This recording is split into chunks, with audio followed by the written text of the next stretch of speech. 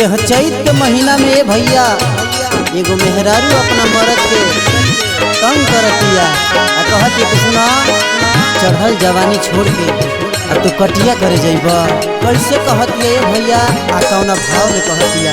मजा ले लो चैत के चदरिया में राजा भोर हरिया में सटके सुत धके अकवरिया में अरे सटके सुत धके अकवरिया में राजा भोर हरिया में।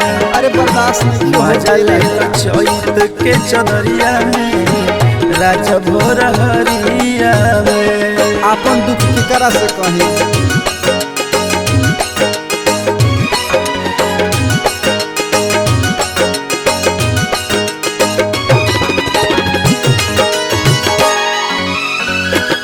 राजा गोड़तावे खटिया के पटिया। अरे मोबाइल काजी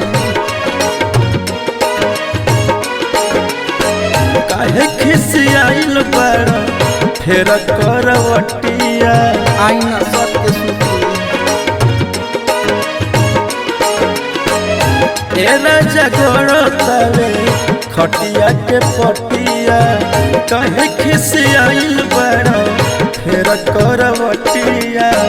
आवलू कवाली अपना सड़िया में राजा भोर हरिया में। तनी बतियो मानी सटके सुत धके अकवरिया में। अरे परनु लेपका सटके सुत धके अकवरिया में राजा भोर हरिया में। मजा ले लो चैत के चदरिया में राजा भोर हरिया में। उन्हें तो कटिया हुआ करते बानी तेनी मजबूरी समझी हमरो कुछ मजबूरी बा।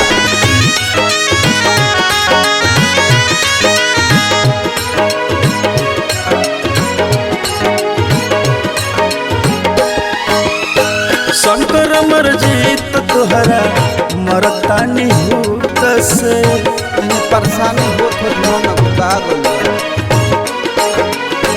फाटला करे जहाँ कोयलिया के कूक से बुझा तक करे जब फाट जाइए राजा। शंकर मरजीत तुहरा मरतानी हुक से फाटला करे जहाँ कोयलिया के कूक से। बीती जाई रतिया तोड़ धरिया में राजा भोर हरिया में। सटके सुत धके अकवरिया में आईना सट के सुती सटके सुत धके अकवरिया में राजा भोर हरिया में। सुनी ना मजा ले लो चैत के चदरिया में राजा भोर हरिया में। बर्दाश्त के बहरी होखल जाता।